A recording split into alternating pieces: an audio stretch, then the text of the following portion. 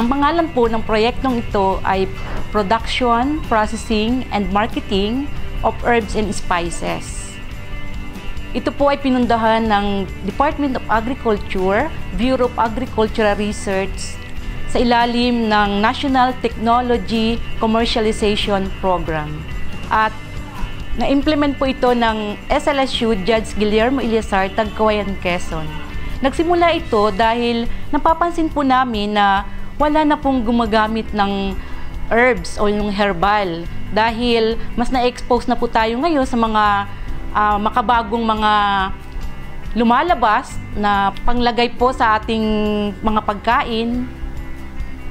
Kaya po kami ay nagkaroon ng idea upang mabuo ang proyektong ito para ipaalam sa kanila kung ano po ang mga advantages ng mga herbal. Ang advantages po nito or potential ng herbs and spices ay madaling mag-grow kahit po sa likod bahay, sa container, sa mga maliliit na area na mayroon po kayo kahit po sa mga plastic. At isa pa po, ito po ay pwedeng maging source of additional income. At as of now, marami pong nagdi-demand sa herbal products dahil alam nilang ligtas itong gamitin. At ito po ay possible na nabubuhay sa buong taon. Nagsimula po ang proyektong ito sa pamagitan po ng assessment survey sa mga residente po ng 5 barangay. At ang lumabas nga po sa survey ay ginagamit lamang po nila ang herbs para po sa medicinal.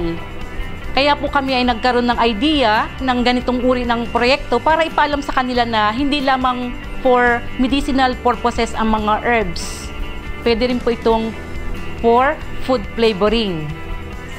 Ang layunin po ng proyekto nito ay maipromote ang paggamit, ang pagpaparami at pagmamarket at malaman kung ano po yung cost and return.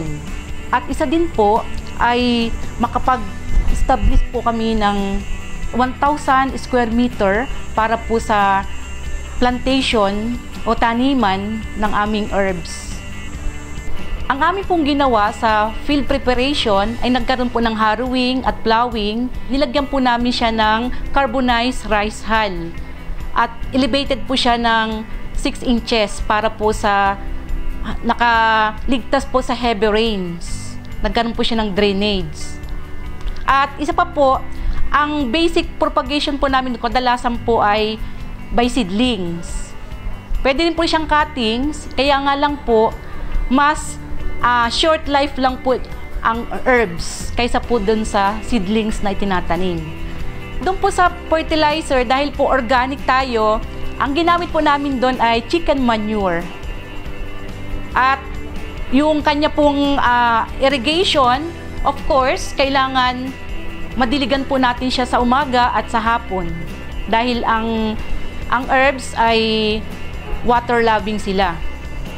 Para makontrol po namin yung pest and disease, naggawa po kami ng ultraviolet raised lamp para maakit po doon yung mga insekto at hindi po pumunta doon sa aming herbs.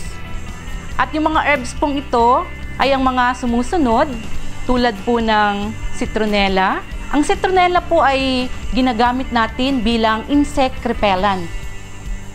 Then, mayroon pong mga mint, katulad po ng spearmint, java mint, peppermint. So, ginagamit po yun sa headache, stomach ache, at sa mga bowel, yung may problema po sa bowel movement. Ang isa pa po ay meron din po kaming ashitaba. Ang ashitaba po ay pampababa po ng blood sugar, cholesterol, at marami pa pong iba. Meron na rin po kaming tinatawag na lada-lada. Ang lada-lada po ay mabisa po para po sa mayroon pong yung mga diabetes po siya. Dahil po ang lada-lada, ito po ay nakakapagpababa din po ng sugar. Ito pong oregano, ang oregano po ay pamilyar na po tayo dyan. Ito po ay ginagamit sa ubo o sa sipon, lalong-lalo na po sa bata. Mayroon din po kami itong aloe vera. Ang aloe vera po ay ginagamit sa mga sunburns, dun sa mga scalds, sa mga nakakalbo, para po pampatubo po ng buhok. At ngayon din po ay meron tayong luyang dilaw, or sa English po ay turmeric. Ito pong turmeric ay napakabisa po. Lalo-lalo na po doon sa mayroong arthritis, may memory gap, at yun pong nakakagamot din po sa cancer. At yan po ay tested na. Marami na po yan dito sa Pilipinas. Ang isa pa pong herb na matatagpuan po sa aming demo farm ay ito pong mayana. Ang mayana po ay gamot sa wound or sa sugat.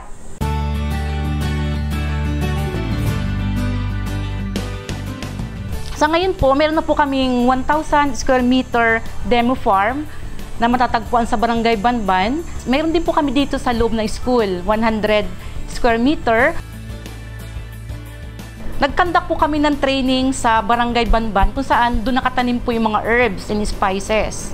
So marami pong umattend, mayroon pong mga businessman, mayroon pong teachers, students, housewives. So yung iba po nagkaroon ng interest sa pagtatanim. Ang isa nga po dito yung green bread. Yung pong nagtayo ng green bread.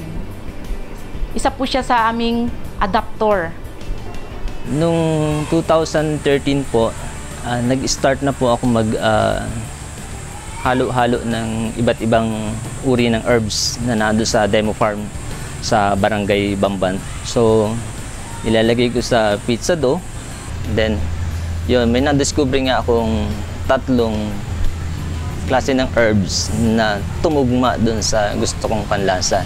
Na, which is, sabi nga, pwedeng ipanlaban dun sa mga existing nating malalaking player ng pizza.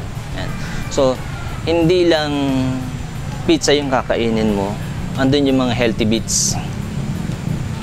Una-una, andun yung malunggay. So, nagkaroon ako ng idea na pwede itong gawing business and kakaiba. So, yung sa advocacy po namin, gusto po namin kasing pakainin si Common Juan ng masusustansya. So yun po, every day, naka 50 boxes na kami and hindi na kayang i-handle nung bahay namin yung production. Eh, sabi ko nga, magbo-boom din lang yan. Gawa na natin ng paraan na lumaki. So itong building na to, production lang talaga yan. So from there, nagdire-diretso yung sale na, magandang sale ng pizza. Sabi ko lang, baka bababa ang sale niyan kasi minsan mananawa ang tao. Kaya kailangan natin pasukan ng ibang product. So, from there, nakaano ko ng siyam na flavor ng pizza. And naglabas din ako noon ng iba't ibang uri ng pandesal.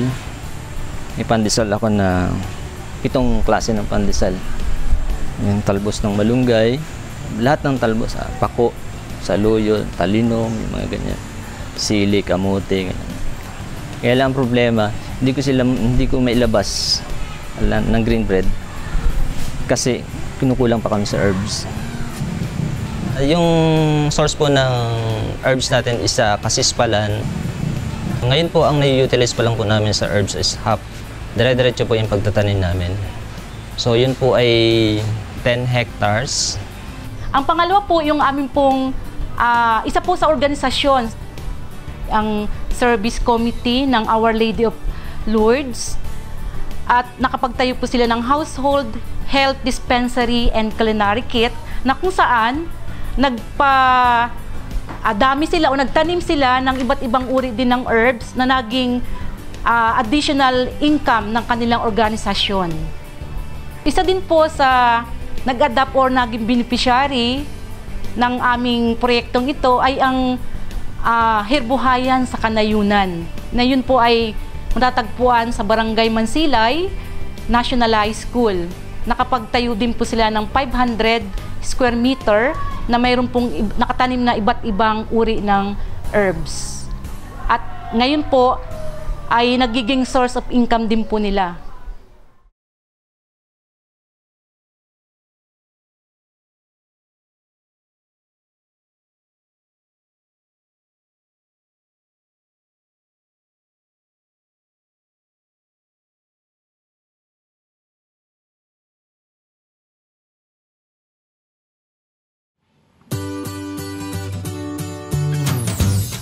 since completed na yung project na ito, ang ginagawa na lang po namin ay nagtatanim po kami ng maraming herbs para po sa makapag-supply po kami dun sa aming consumer, katulad po ng green bread. Hanggang ngayon po, kinukulang po sila ng supply ng herbs, kaya bumibili pa po siya sa amin. At ito pong aming cream ay binebenta na po namin sa aming university. Marami din po na nag-approach sa amin na turuan daw po namin silang magawa ng aming cream dahil effective daw po ito para po additional income nila at pang sarili din pong gamit. Ngayong umaga, ipapakita ko po sa inyo kung paano magawa ng cream. Ito po yung ating mga gagamitin. Meron po tayong 100 grams na luyang dilaw at 100 grams na citronella. Ang gagawin po natin, pagkatapos nating mailagay dito, pakukuluan po natin siya sa 300 ml na tubig.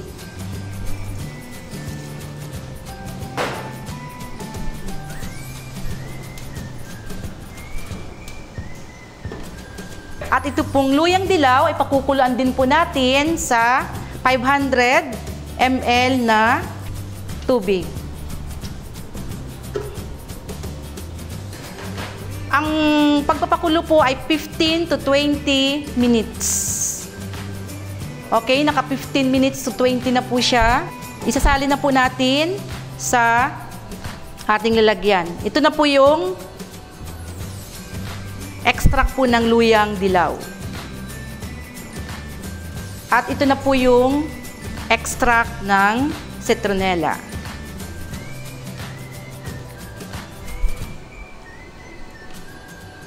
Magsusukat po tayo ng 150 ml na extract po ng luyang dilaw. Salin po natin siya dito sa isang beaker.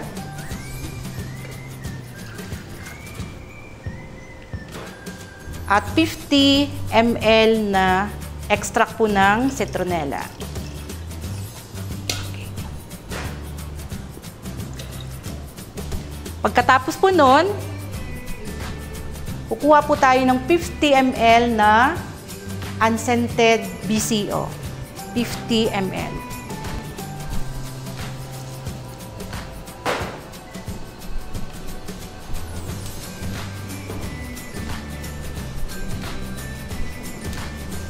Haluin po nating mabuti para po magsama yung scented BCO, pati po yung ating ginamit na extract.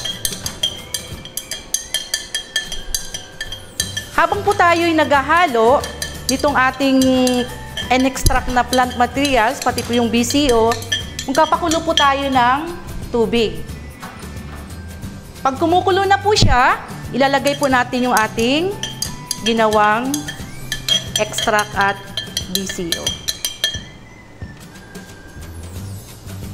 So, pakukulan po natin siya ng 45 minutes.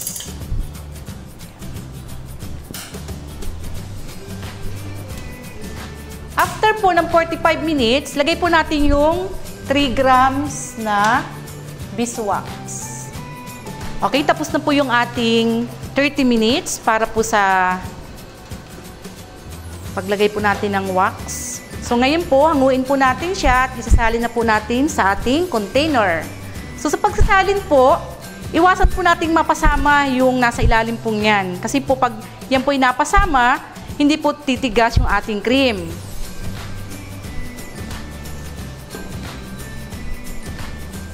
So ito na po yung finished product po natin. Ano po? Ito po may bisang gamot sa kagat ng lamok, sa kagat po ng mga insekto, at sa mga namumula pong balat. At isa pa po, ito po ay pwede rin pong gamitin bilang perfume ng ating skin. Aside from the healing cream, mayroon din po kaming ginagawang ointment. Ang ginamit po namin dong herbal sa paggawa po ng ointment ay citronella, mayana at peppermint. Ang return on investment ng mga proyekto namin, yung pinakamadali na hindi nyo na kailangang mag-process, yun yung growing herbs. Meron po tayong 35% na ROI po doon. Doon po naman sa cream ko po ay nagkaroon po ako ng 39.9%. At doon sa ointment naman po ay 38%. Yung gusto pong o interesado po sa proyekto namin at gusto nyo rin pong matuto ng aming ginagawang mga produkto, ay makukontak niyo po ako sa number na 0918-5893-120 dito po sa SLSU Judge Guillermo Eleazar, Tagkawayan, Quezon.